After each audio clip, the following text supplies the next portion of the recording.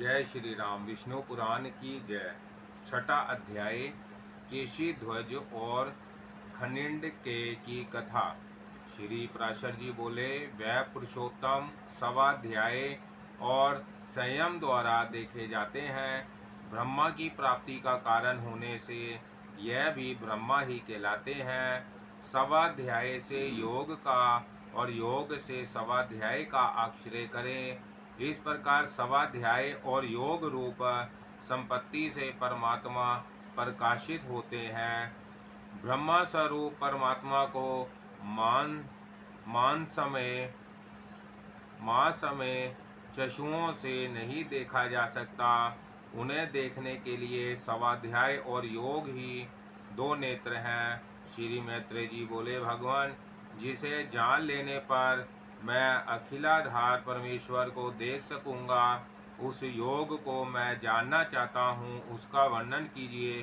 श्री पराशर जी बोले, पूर्व काल में जिस प्रकार इस योग का केशी ध्वज ने महात्मा खनिडे जनक से वर्णन किया था, मैं तुम्हें वही बतलाता हूँ। श्री मैत्रेय जी बोले, ब्राह्मण, यह खनिंडके और विधान केशी ध्वज कौन थे और उनका योग संबंधी संवाद किस कारण से हुआ था?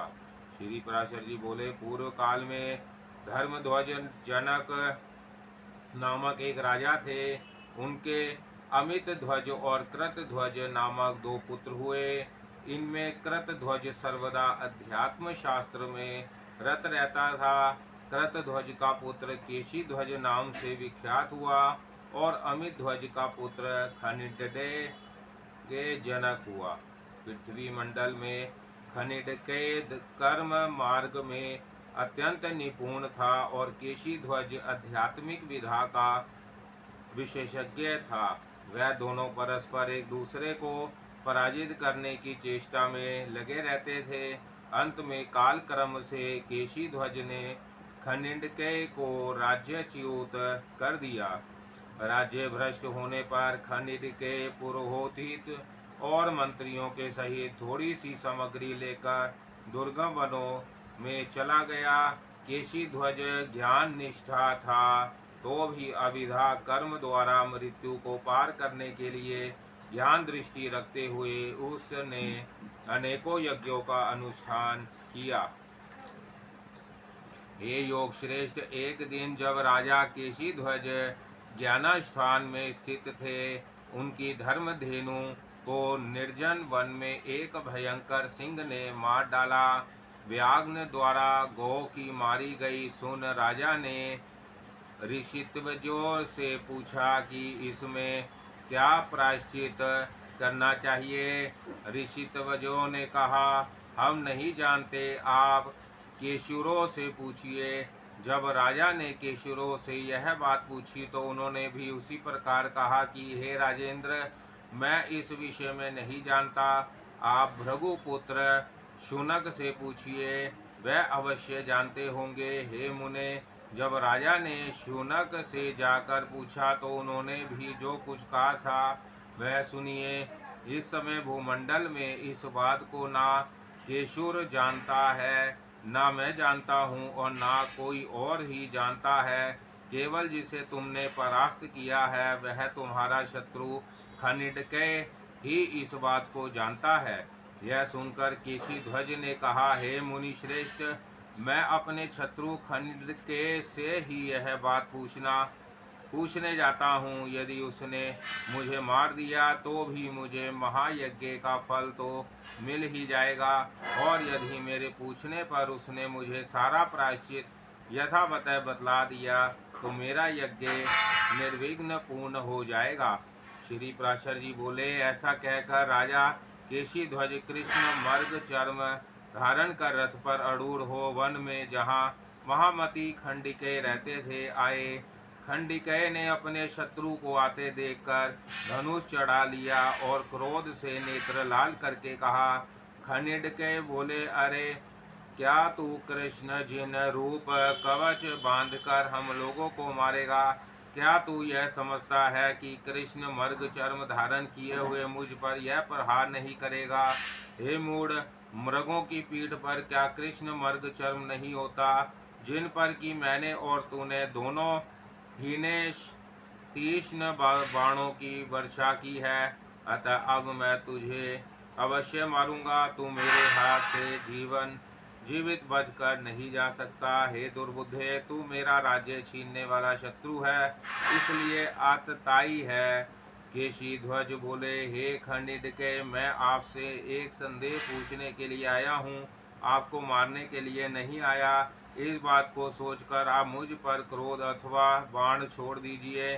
श्री पराशर जी बोले, यह सुनकर महामती खंडिके ने अपने संपूर्ण पुरोहित और मंत्रियों से एकांत में सलाह की। मंत्रियों ने कहा कि इस समय शत्रु आपके वश में है, इसे मार डालना चाहिए। इसको मार देने पर यह संपूर्ण पृथ्वी आपके अधीन हो जाएगी। खंडिके ने कहा, यह निसंदेह ठीक है, इसके मारे जाने पर अवश्य संपूर्ण पृथ्वी मेरे अधीन हो जाएगी, किंतु इसे पारलौकिक जय प्राप्त होगी और मुझे संपूर्ण पृथ्वी। परंतु यदि इसे नहीं मारूंगा तो मुझे पारलौकिक जय प्राप्त होगी और इसे सारी पृथ्वी।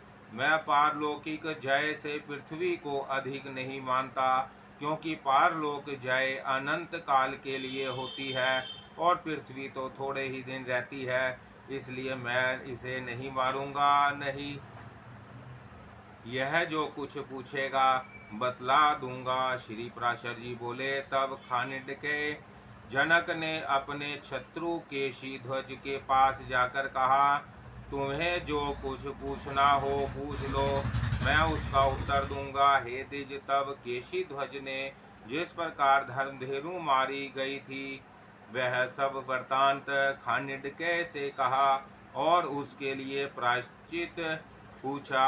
खंडिके ने भी वह संपूर्ण प्रायश्चित जिसका कि उसके लिए विधान था केशी ध्वज को विधि पूर्वक बतला दिया। तदंतर पूछे हुए अर्थ को जान लेने पर महात्मा खंडिके की आज्ञा लेकर वह यज्ञ भूमि में आए और क्रमशः संपूर्ण कर्म समाप्त किया।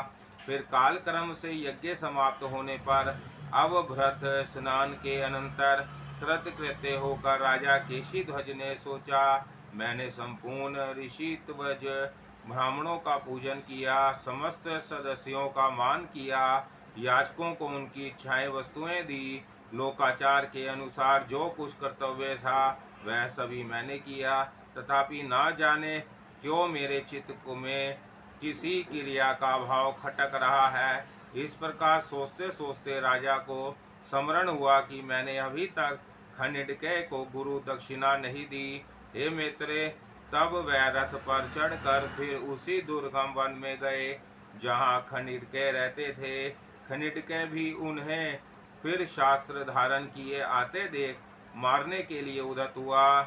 तब राजा केशी ध्वज ने कहा, खंडिके, तुम क्रोध ना करो, मैं तुम्हारा कोई अनिष्ट करने के लिए नहीं आया, बल्कि तुम्हें गुरु दक्षिणा देने के लिए आया हूँ। ऐसा समझो, मैंने तुम्हारे उपदेशानुसार अपना यज्ञ भली प्रकार समाप्त कर दिया है। अब मैं तुम्हें गुरु दक्षिणा देना चाहता हूँ, तुम्हें जो इच्छा हो मांग लो। श्री पराशर जी बोले, तब खंडिके ने फिर अपने मंत्रियों से परामर्श किया कि यह मुझे गुरु दक्षिणा देना चाहता है, मैं इससे क्या मांगू। मंत्रियों ने कहा, आप इससे संपूर्ण राज्य मांग लीजिए। बुद्धिमान लोग शत्रुओं से अपने सैनिकों को कष्ट दिए बिना राज्य ही मांगा करते हैं। तब महामती राजा खंडिके ने उनसे हंसते हुए कहा, मेरे जैसे लोग कुछ ही दिन रहने वाला राज्य पद कैसे मांग सकते हैं। यह ठीक है, आप लोग स्वार्थ साधन के लिए ही परामर्श देने वाले हैं, किंतु परमार्थ क्या और कैसा है इस विषय में आपको विशेष ज्ञान नहीं है।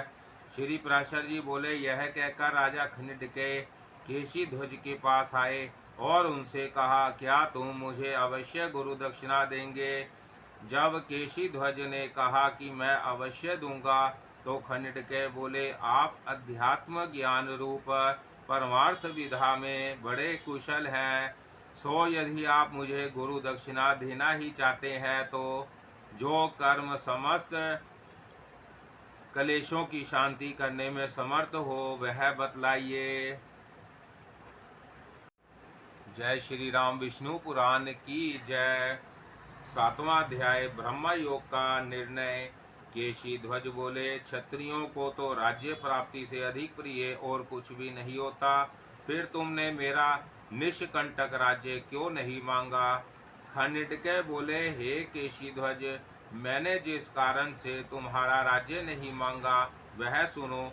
इन राज्य आदि की आकांक्षा तो मूर्खों को हुआ करती है। क्षत्रियों का धर्म तो यही है कि प्रजा का पालन करे और अपने राज्य के विरोधियों का धर्म युद्ध से वध करे। शक्तिहीन होने के कारण यदि तुमने मेरा राज्य हरण कर लिया है तो मुझे कोई दोष ना होगा, क्योंकि यद्यपि यह अविधा ही है तथापि नियम विरुद्ध त्याग करने पर यह बंधन का कारण होती है।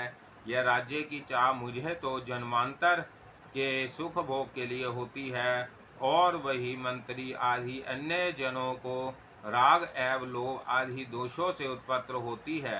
केवल धर्मानुरोध से नहीं, उत्तम क्षत्रियों का याचना करना धर्म नहीं है, यह महात्माओं का मत है। इसलिए मैंने अविधा के अंतर्गत तुम्हारा राज्य नहीं मांगा। जो लोग अहंकार रूपी मदिरा का पान करके उन्मत्त हो रहे हैं तथा जिनका चित्त ममताग्रस्त हो रहा है, वह मूढ़ जन ही राज्य की अभिलाषा करते हैं। मेरे जैसे लोग राज्य की इच्छा नहीं करते। श्री पराशर जी बोले, तब राजा केशी ध्वज ने प्रसन्न होकर खंडिके जनक को साधुवाद दिया और प्रतिपूर्वक कहा, मेरा वचन सुनो। मैं अभिधा द्वारा मृत्यु को पार करने की इच्छा से ही राज्य तथा विविध यज्ञों का अनुष्ठान करता हूँ और नाना भोगों द्वारा अपने पुण्यों का क्षय कर रहा हूँ। हे कुलनंदन, बड़े सौभाग्य की बात है कि तुम्हारा मन विवेक संपन्न हुआ है, अतः तुम अविधा का स्वरूप सुनो। संसार वृक्ष की बीज भूता यह अविधा दो प्रकार की है, अनात्मा में आत्मबुद्धि और जो अपना नहीं है उसे अपना मानना। यह कुंती जीव मोह रूपी अंधकार से आवृत होकर इस पंचभूतात्मक देह में मैं और मेरापन का भाव करता है, जबकि आत्मा आकाश, वायु, अग्नि, जल और पृथ्वी आदि से सर्वदा पृथक है। तो कौन बुद्धिमान व्यक्ति शरीर में आत्मबुद्धि करेगा और आत्मा के देह से परे होने पर भी देह के उपभोग ग्रह क्षेत्र आदि को कौन प्रज्ञ पुरुष अपना मान सकता है। इस प्रकार इस शरीर के अनात्मा होने से इससे उत्पन्न हुए पुत्र पौत्रात्रि में भी कौन विधान अपनापन करेगा। मनुष्य सारे कर्म देह के ही उपभोग के लिए करता है, किंतु जबकि यह देह अपने में पृथक है तो वह कर्म केवल बंधन के ही कारण होते हैं। जिस प्रकार मिट्टी के घर को जल और मिट्टी से लीपने पोतते हैं, उसी प्रकार यह पृथ्वी शरीर की मृतिका और जल की सहायता से ही स्थिर रहता है। यदि यह पंचभूतात्मा शरीर पंच भौतिक पदार्थों से पुष्ट होता है तो इसमें पुरुष ने क्या भोग किया। यह जीव अनेक सहस्त्र जन्मों तक संसारिक भोगों में पड़े रहने से उन्हीं की वासना रूपी धूलि से आच्छादित हो जाने के कारण केवल मोह रूपी श्रम को ही प्राप्त होता है। जिस समय ज्ञान रूपी गर्म जल से उसकी वह धूलि धो दी जाती है, तब वह संसार पथ के पथिक का मोह रूपी श्रम शांत हो जाता है। मोह श्रम के शांत हो जाने पर पुरुष स्वस्थ चित्त हो जाता है और निरतिशय एवं निर्भद परम निर्वाण पद प्राप्त कर लेता है। यह ज्ञान में निर्मल आत्मा निर्वाण स्वरूप ही है। दुख आदि जो अज्ञानमय धर्म है वह प्राकृतिक के है, आत्मा के नहीं। हे राजन, जिस प्रकार स्थली के जल का अग्नि से संयोग नहीं होता तथापि स्थली के संसर्ग से ही उसमें खोलते के शब्द आदि धर्म प्रकट हो जाते हैं, उसी प्रकार प्राकृतिक के संसर्ग से ही आत्मा अहंकार आदि से दूषित होकर प्राकृत धर्मों को स्वीकार करता है। वास्तव में तो वह अव्यात्मा उनसे सर्वथा पृथक है। इस प्रकार मैंने तुम्हें यह अविद्या का बीज बतलाया। इस अविद्या से प्राप्त हुए क्लेशों को नष्ट करने वाला योग से अतिरिक्त और कोई उपाय नहीं है। खनिडकय बोले, हे योग वेताओं में श्रेष्ठ महाभाग केशी ध्वज, तुम निमि वंश में योग शास्त्र के मर्मज्ञ हो, अतः उस योग का वर्णन करो। केशी ध्वज बोले, हे खनिडकय, जिसमें स्थित होकर ब्रह्मा में लीन हुए मुनिजन फिर स्वरूप से च्युत नहीं होते, मैं उस योग का वर्णन करता हूँ, श्रवण करो। मनुष्य के बंधन और मोक्ष का कारण केवल मन ही है। विषय का संग करने से वह बंधनकारी और विषय शून्य होने से मोक्ष कारक होता है। अतः विवेक ज्ञान संपत्र मुनि अपने चित्त को विषयों से हटाकर मोक्ष प्राप्ति के लिए ब्रह्मा स्वरूप परमात्मा का चिंतन करे। जिस प्रकार आयस कांत मणि अपनी शक्ति से लोहे को खींचकर अपने में संयुक्त कर लेता है, उसी प्रकार ब्रह्मा चिंतन करने वाले मुनि को परमात्मा स्वभाव से ही स्वरूप में लीन कर देता है। आत्मज्ञान के पर्यंत भूत यम नियम आदि की अपेक्षा रखवाली जो मन की विशिष्ट गति है, उसका ब्रह्मा के साथ संयोग होना ही योग कहलाता है। जिसका योग इस प्रकार के विशिष्ट धर्म से युक्त होता है, वह मुमुक्षु योगी कहा जाता है। जब मुमुक्षु पहले पहले योगाभ्यास आरंभ करता है तो उसे योग युक्त योगी कहते हैं, और जब उसे पर ब्रह्मा की प्राप्ति हो जाती है तो वह निषिद्ध संपत्र समाधि कहलाता है। यदि किसी विघ्नवश उस योग युक्त योगी का चित्त दूषित हो जाता है तो जन्मांतर में भी उसी अभ्यास को करते रहने से वह मुक्ति हो जाता है।